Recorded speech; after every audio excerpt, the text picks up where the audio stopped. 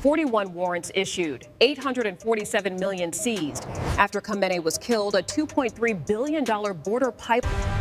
147 shell companies exposed. 23 officials documented in $4.1 million bribes. And 11 border businesses flagged. $318 million laundered. Phase 3 targeted U.S. ports in 2026. Look, who inside the system cleared the way? At 11:47 p.m. on February 28th, 2026, inside a classified joint operations center 40 feet below the surface of a United States Air Force installation in the Middle East, a targeting confirmation came through on a secure terminal.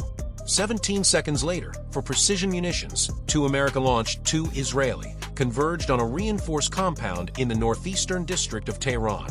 By midnight, the most powerful clerical dictator on earth was dead. Ayatollah Ali Khamenei, supreme leader of the Islamic Republic of Iran for 37 years, architect of proxy terror networks across 4 continents, the singular human being who for decades had signed off on assassination plots against American officials on American soil, eliminated. President Trump confirmed the operation the following morning. "The world is a safer place," he told reporters from the Oval Office. Financial markets surged. Crowds gathered on streets from Tel Aviv to downtown Los Angeles. Intelligence analysts in Langley and Fort Meade exhaled for what felt like the first time in a generation. But inside the Counter-Narcotics and Threat Finance Division of the Drug Enforcement Administration's Special Operations Division in Chantilly, Virginia, the reaction was different.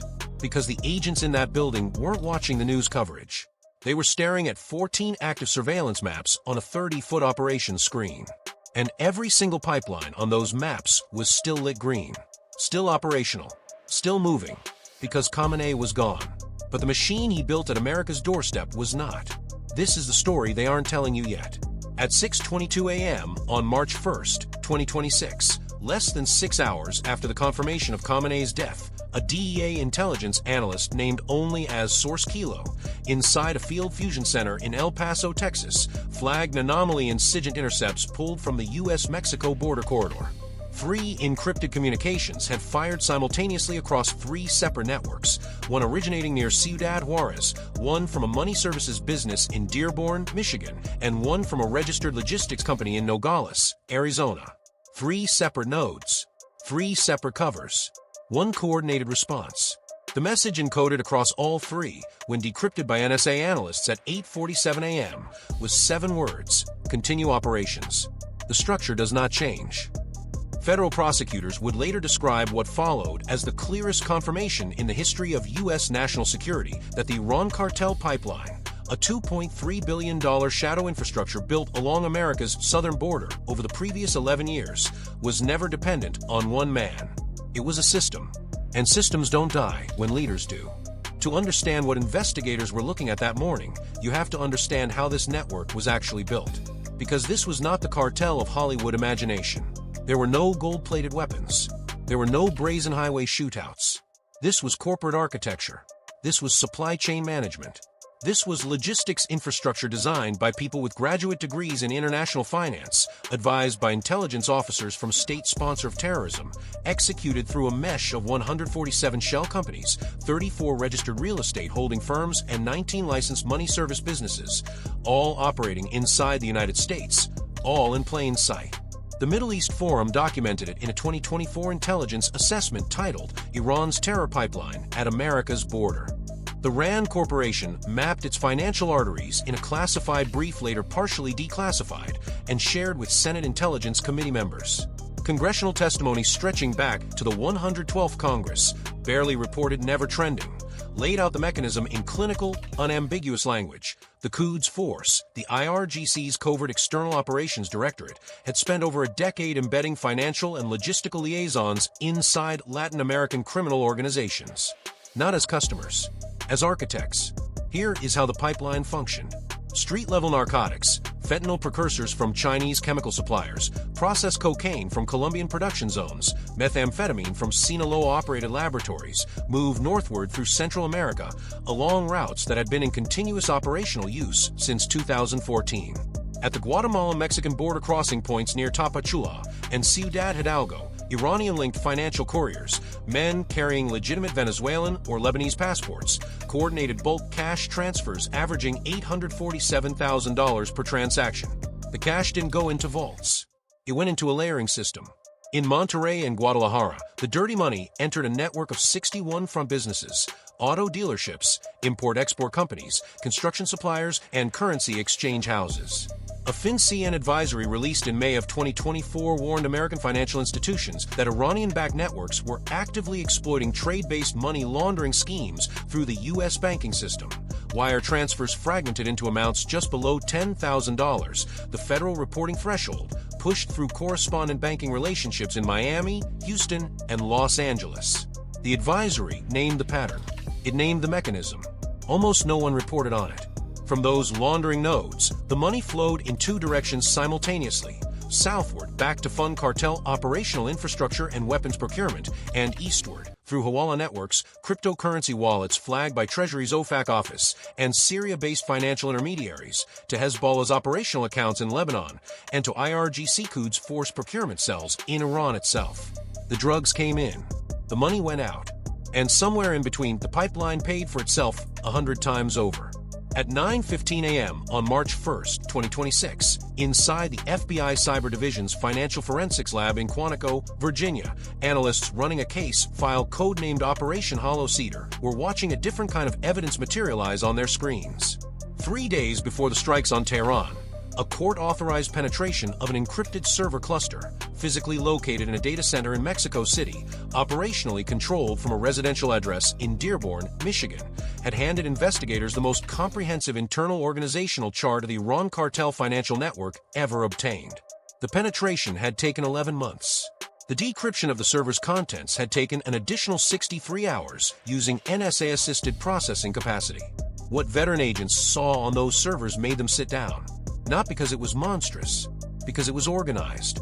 There were spreadsheets, budget projections, performance reviews, operational calendars running through mid-2027. A Phase 3 expansion strategy targeting port infrastructure in the Port of Baltimore and the Port of Houston. Recruitment pipelines for sympathetic employees inside 3 major U.S. financial institutions, identified only by their SWIFT codes. And contact ledgers cross-referencing 23 names in U.S. federal and state law enforcement against cash payment records, totaling $4,172,000 in documented bribes paid over a 6-year period. 23 names. Paid. Documented. But investigators were about to discover something worse. At 11:03 a.m., a secondary file partition on the same server cluster, encrypted with a separate key, not initially flagged by automated scanning, was broken open. Inside were not financial records. Inside were operational threat assessments. Specifically, detailed surveillance packages on 9 named U.S. federal officials, 3 sitting members of Congress, 2 federal judges overseeing immigration-related cases, and 1 senior DA special agent who had been building the Iran cartel case file for the previous 4 years. The surveillance packages included home addresses, vehicle descriptions, school locations for minor children, and what intelligence analysts immediately recognized as a standardized targeting format used by the IRGC's Assassination Coordination Unit. This was not drug trafficking. This was not financial crime. This was infrastructure for future political violence on American soil, built inside the shell of a narcotics enterprise, funded by the same rivers of cash flowing through those 147 shell companies, and still, on the morning of March 1, 2026, hours after Khamenei's death was confirmed, still active. The scale of what federal prosecutors were now confronting stretched from Laredo, Texas, to Detroit, Michigan. In San Diego, California, IC Homeland Security investigations had been running parallel surveillance on a cluster of 11 import-export businesses in Chula Vista, within 4 miles of the U.S.-Mexico border. 3 of those businesses appeared in the Hollow Cedar server files as designated laundering nodes, collectively processing an estimated $318 million in narcotics proceeds between 2019 and 2025. In Phoenix, Arizona, DEA field agents executing a separate but connected warrant had in September 2025 seized 472 kilograms of fentanyl from a storage facility listed on paper as a commercial HVAC parts distributor. The facility had a working HVAC showroom at the front. It had $6.7 million in vacuum-sealed currency bricks in a cold storage room at the back. In Dearborn, Michigan, the epicenter of the server cluster, FBI surveillance had documented 34 separate cash pickups at money service businesses over a 90-day period in late 2025, totaling $11,400,000 in cash that never generated a single suspicious activity report. Not because the system missed it, because the system had been redesigned to look the other way. The corruption component of this network is where the scope becomes almost incomprehensible. Congressional testimony from the 119th Congress, delivered in October 2025 in hearings specifically examining Hezbollah's Latin American drug operations, laid out a pattern that Senate committee members described as command-level collusion. Not street-level payoffs to underpaid Border Patrol agents, but strategic, long-term investment in institutional access. Cash payments documented in the Hollow Cedar server files went to individuals inside Customs and Border Protection field offices, inside a state-level financial crimes unit in Texas, and inside a federal contractor operating surveillance technology at 3 southern border checkpoints. Each payment was structured. Each recipient was documented with operational leverage information, meaning compromising personal or professional material kept as insurance. They didn't bribe officials. They recruited assets. There is a difference. A bribed official takes money and looks away. An asset takes money and actively facilitates, actively redirects, actively reports back. 8 of the 23 names in the contact ledger were identified by investigators as assets, not merely bribed individuals. 8 people inside American law enforcement and regulatory institutions who were functionally working for a network built and financed by a state sponsor of terrorism. The long game embedded in the Phase 3 documents recovered from the server cluster revealed the ultimate strategic objective with a clarity that federal prosecutors described in internal briefings as unprecedented. This was not about moving drugs. Drugs were the revenue stream, not the mission. The mission, documented in internal planning files last updated 14 days before the Tehran strikes, was institutional penetration at a scale that would effectively render key components of America's southwestern border enforcement architecture operationally blind, permanently, to Iranian-linked asset movement, financial flow, and personnel infiltration. Phase 1, already completed by 2021, according to internal milestone markers, established the financial laundering infrastructure. 147 shell companies. Operational. Phase 2, substantially completed by 2024, acquire institutional access through asset recruitment and port of entry influence. Operational. Phase 3, scheduled for full activation in 2026. Leverage port infrastructure access in Baltimore and Houston to move non-narcotics cargo, materials unspecified in the planning documents but flagged by DHS analysts as consistent with IRGC weapons proliferation logistical patterns, directly into the continental United States. The fentanyl was never the endgame. The fentanyl was the construction budget. As of the evening of March 1, 2026, federal prosecutors in the Southern District of Texas and the Eastern District of Michigan had authorized 41 arrest warrants. DHS had flagged 83 shell company entities for immediate asset seizure. The Treasury Department's OFAC office had added 17 individuals and 9 financial entities to the specially designated nationals list. Preliminary seizure figures stood at $847 million in identified assets across real estate, financial accounts, and physical currency, with analysts estimating that figure represents less than 40% of the network's total identified holdings. Khamenei is dead.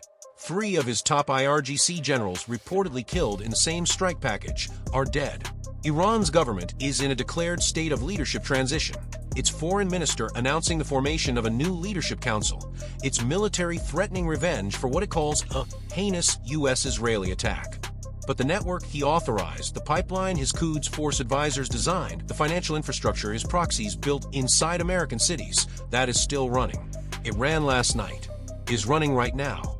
And of the 23 names documented in those server files, as of this evening, 7 remain unidentified. 7 people, somewhere inside American institutions, whose names investigators have not yet been able to match to real identities, who received documented payments, who provided documented access, and who are still, tonight, in position. This story is not just about Iran, is not just about cartels, is not just about the southern border or money laundering or fentanyl, or the death of a dictator 7,000 miles away. This story is about a fundamental and deliberately exploited gap between what we can see and what is actually happening. between the systems we build to protect ourselves and the patience of those who study those systems, map their weaknesses, and then spend a decade quietly filling them with their own people. Power does not always announce itself with missiles. Sometimes it announces itself with a wire transfer just under $10,000, repeated 847 times across 14 months, through a currency exchange business next to a strip mall in a city you've never heard of, managed by a man with a perfectly clean record and a perfectly ordinary life, and a perfectly hidden second ledger. The most dangerous adversaries are not the ones who attack the wall. They are the ones who spend years becoming the people who build the wall. The ones who wear the badge and carry the clearance and sit in the briefings. Not because they believe in the mission, because they were placed there. Khamenei signed the orders, but the men and women he placed inside this system were not followers. They were architects of something that was always designed to outlast him. If you're still watching, tap like so more people see this story before it disappears under the weight of the bigger headlines. Comment expose if you believe the American public deserves to know what is still running at their border tonight. Share this with anyone who thinks this kind of infiltration only happens in other countries, in other systems, under other people's watch. Because the most dangerous lie is not that bad things happen in the world. It's the lie we tell ourselves every morning, that they could never happen here, in our city, in our system, under our watch. That assumption is not a comfort, is an invitation, and someone has already RSVP'd.